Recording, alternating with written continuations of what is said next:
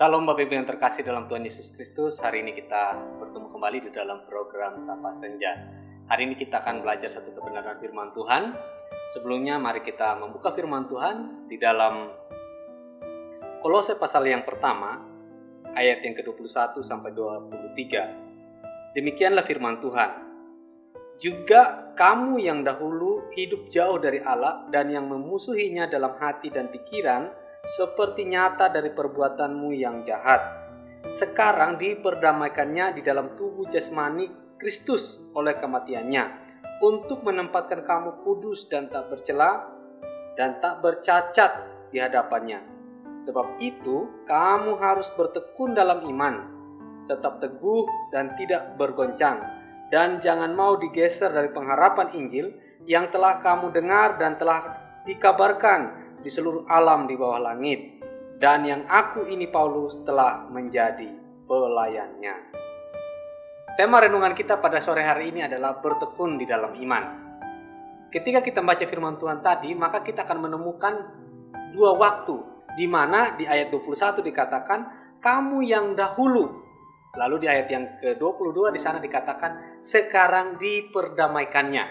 Ya, jadi Rasul Paulus sebenarnya memberikan perbedaan bahwa orang percaya yang dahulu yang belum percaya kepada Tuhan Yesus itu di sana dikatakan hidup jauh dari Allah dan memusuhinya dalam hati dan pikiran. Itu dulu ya.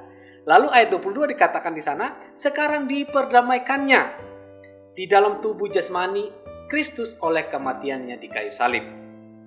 Jadi sesungguhnya kita dulu adalah orang-orang yang belum percaya kepada Tuhan, yang memusuhi Tuhan dalam hati dan pikiran, tetapi sekarang diperdamaikan oleh kematian Kristus. Jadi ketika kita percaya kepada Tuhan, maka kita hidup di dalam perdamaian dengan Tuhan.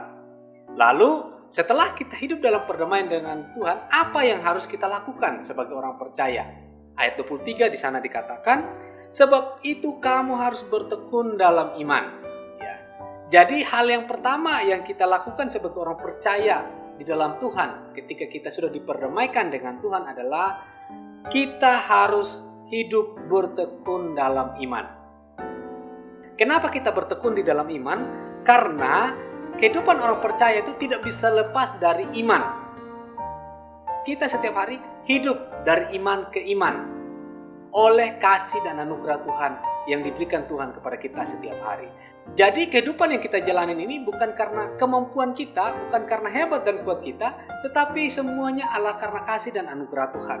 Oleh karena itu, cara kita mensyukuri anugerah dan berkat Tuhan adalah kita harus hidup di dalam iman tersebut. Nah, caranya adalah kita bertekun di dalam iman itu.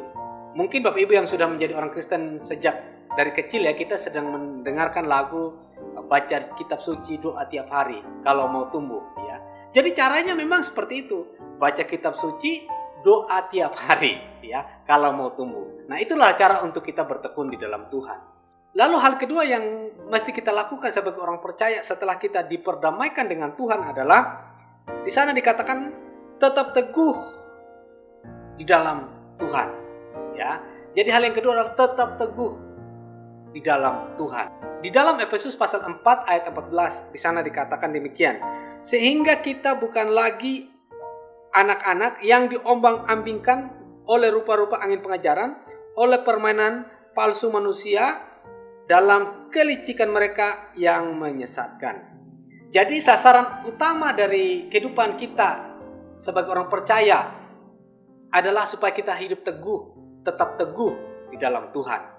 Tujuannya apa? Supaya kita tidak diombang-ambingkan. Jangan-jangan kita sudah menjadi orang percaya, lalu kemudian kita berubah menjadi tidak percaya. Wah, ini berbahaya sekali. Jadi keinginan terbesar Tuhan dalam hidup kita adalah supaya kita hidup tetap teguh di dalam iman tersebut.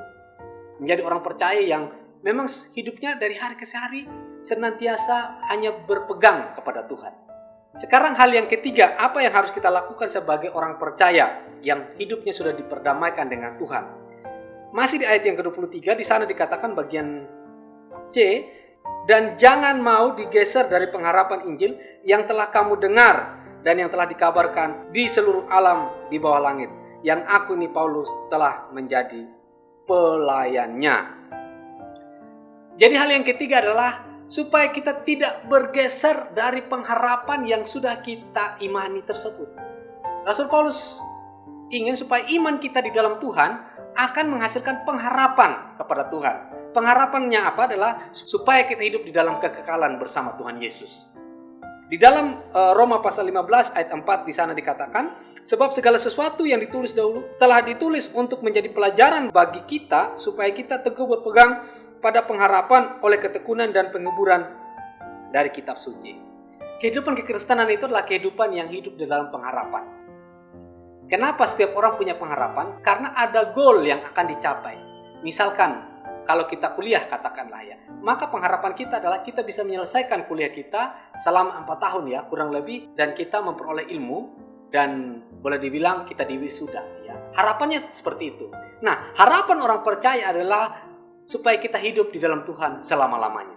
Jadi jangan mau bergeser dari iman kita yang Tuhan sudah berikan di dalam hidup kita, tetapi kita mau bersungguh-sungguh lagi untuk kita hidup dekat dengan Tuhan.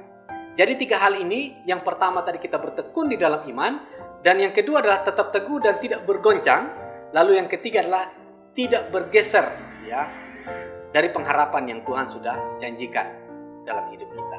Kiranya firman Tuhan hari ini menjadi berkat buat kita. Tuhan Yesus memberkati.